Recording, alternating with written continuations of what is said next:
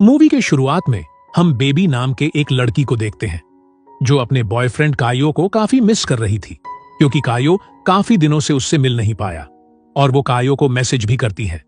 तभी चुपके से कायो आकर बेबी को सरप्राइज दे देता है और उसे शादी के लिए प्रपोज भी करता है। तब बेबी शादी के लिए हाँ कर देती है। उसके बाद वो दोनों इंटीमेट होने लगते हैं। फिर सीन चेंज होता है और हम बेबी को अपनी शादी के लिए ड्रेस लेते हुए देखते हैं।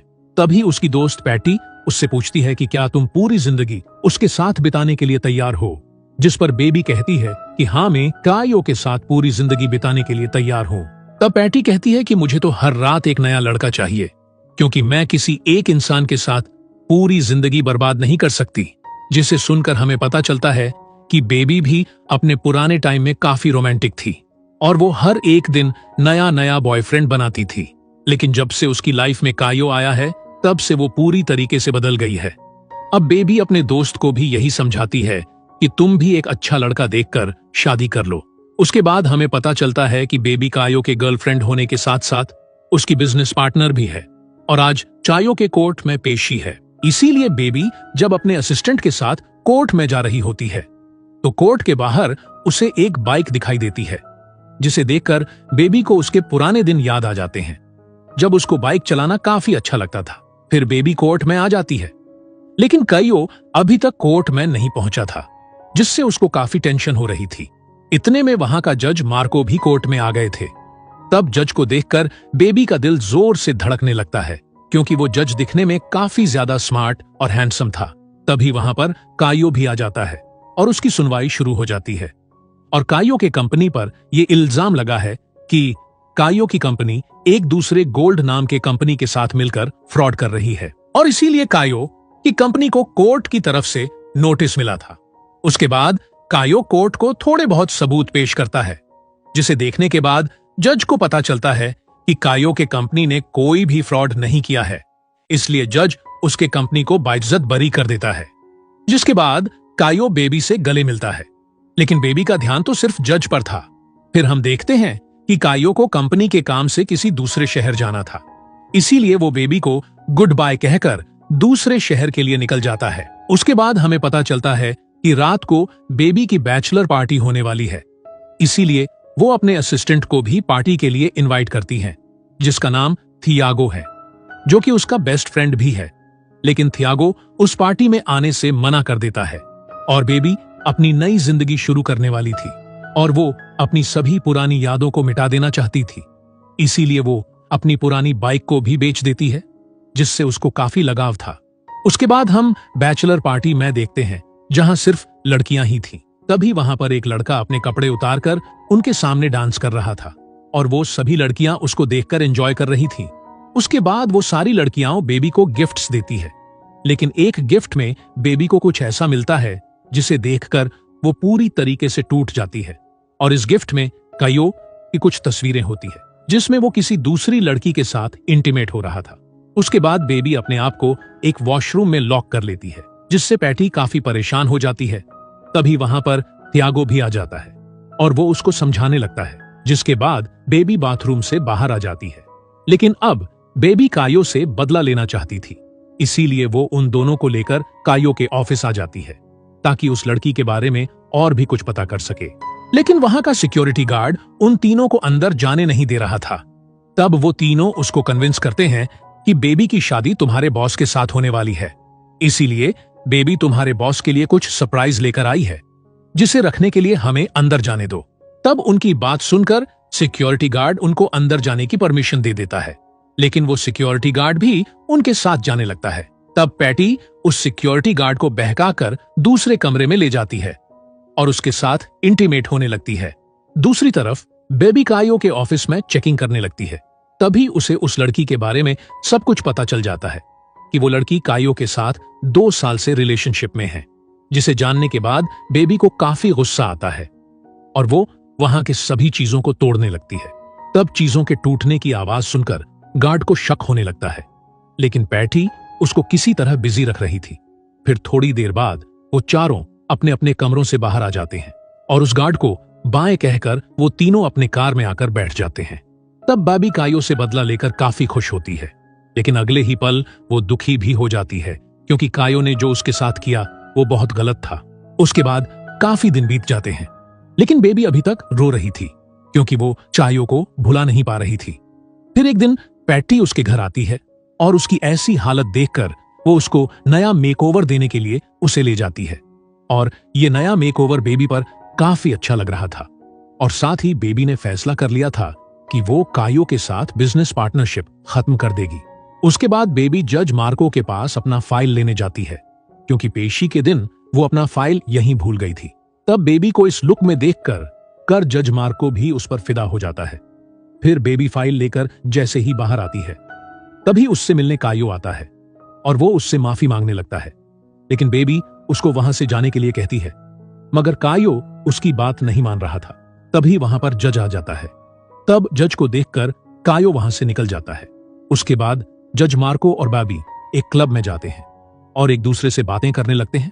तभी हम देखते हैं कि एक लड़की मार्को की तरफ देख रही थी, इसीलिए मार्को उससे बात करने के लिए चला जाता है और बेबी भी उस क्लब से बाहर आ जाती है। फिर बेबी आज जो भी उसके साथ हुआ वो सब पैटी को बताने लगती है।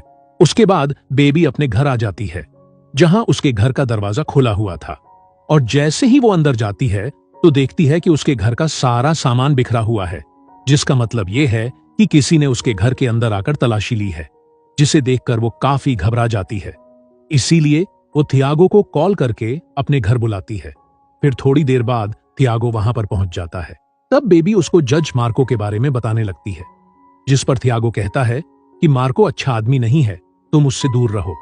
और साथ ही वो बेबी को प्रपोज भी कर देता है, लेकिन बेबी उसे समझाती है कि हम दोनों सिर्फ अच्छे दोस्त हैं और इसके अलावा हमारे बीच और कुछ भी नहीं हो सकता, जिसे सुनने के बाद थियागो वहां से चला जाता है। अब बेबी अपनी लाइफ पूरी तरह से एंजॉय करने का डिसाइड करती है, इसीलिए वो अपनी पुरानी जिंदगी में लौटने के लिए अपनी बेची हुई बाइक वापस खरीद लेती है और अगले दिन वो बाइकर्स क्लब ज्वाइन करके उन लोगों के साथ एक ट्रिप पर चली जाती है। तभी हम देखते हैं कि उन बाइकर्स में से एक जज मार्को भी था। फिर बेबी और मार्को एक दूसरे से काफी सारी बातें भी करते हैं और दोनों रात को इंटीमेट भी होते हैं।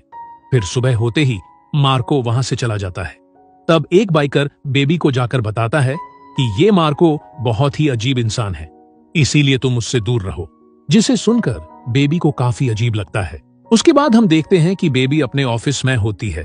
तभी उसके पास एक मैसेज आता है जिसमें उसकी और जज की इंटीमेट हुई वीडियोस थे, जिसे देखने के बाद बेबी काफी टेंशन में आ जाती है और उसे कुछ भी समझ में नहीं आ रहा था कि कौन उसकी जिंदगी खराब करना चाहता है, क्योंकि एक तरफ उसका शक कायो पर था तो दूसरी तरफ थियागो पर।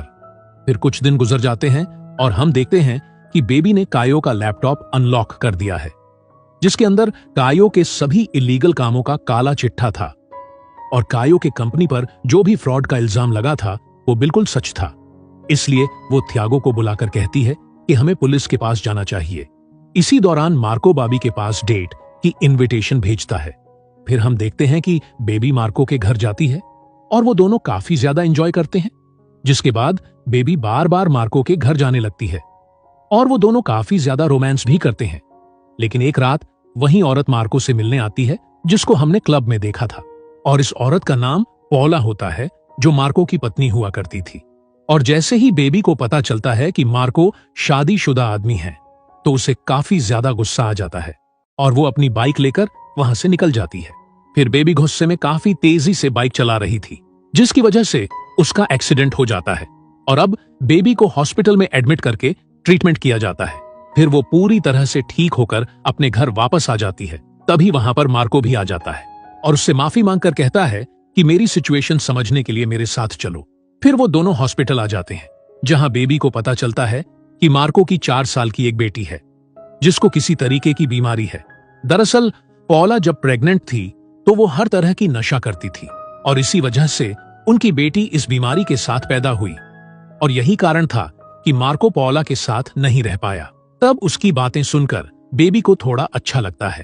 फिर अगले सीन में हम देखते हैं कि मार्को उस इंसान के बारे में पता करने की कोशिश कर रहा है जिसने बेबी का एक्सीडेंट करवाया था, और वो अपने असिस्टेंट से कुछ ऐसी चीज मंगवाता है जिससे कि वो बेबी के आसपास रहने वाले लोगों पर नजर रख सके।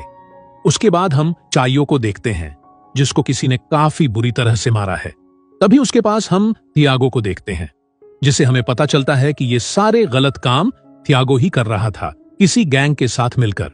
और जब से बेबी ने कायो का लैपटॉप चोरी किया था, तब से गैंग के लोग थियागो और कायो को ढूंढ रहे हैं ताकि उनसे अपना पैसा ले सके। अब इस सबसे बचने के लिए थियागो किसी भी तरह से बेबी को जान से मारना चाहता था, लेकिन ये सारी बातें मार्को सुन लेता है, क्योंकि मार्को बेबी के सारे दोस्तों पर नजर रख रहा था। तब मार्को बार बार बेबी को कॉल कर रहा था, लेकिन बेबी का फोन साइलेंट मोड पर था। अब बेबी थियागो के साथ कायो के ऊपर पुलिस कंप्लेंट करवाने जा रही थी, लेकिन तभी थियागो उसको किडनैप कर लेता है। लेकिन बेबी की लाइव लोकेशन हमेशा एक ऐप के जरिए पैटी के पास होती है, इसीलिए मार्को पैटी से बेबी का लोकेशन लेकर उनका पीछा करने लगता है। और दूसरी तरफ थियागो बेबी को लेकर एक अंधेरे जंगल में आ जाता है, जहां कायो एक गड्ढा खोद रहा था। दरअसल वो दोनों बेबी को मारकर वहीं पर दफनाने वाले थे। तब थियागो कायो से कहता है कि तुम बेबी को मारोगे, लेकिन कायो बेबी को नहीं मार पाता, इसलिए थियागो उससे गन लेकर उसको ही मार देता है। पर जैसे ही वो बेबी को मारने लगता है, तभी वहां पर मार्को आकर थियागो से लड़ने लगता है, जिस दौरान मार्को को गोली लग जाती है और वो घायल हो जाता है। उसके बाद वो बेबी को गोली मारने ही वाला था कि तभी मार्को की असिस्टेंट आकर पीछे से उसको गोली मार देती है। फिर अगले सीन में हम देखते हैं कि मार्को पूरी तरह से ठीक हो गया है और उन दोनों ने शादी भी कर ली थी। और इसी के साथ ये मूवी यहीं पर खत्म हो जाती है।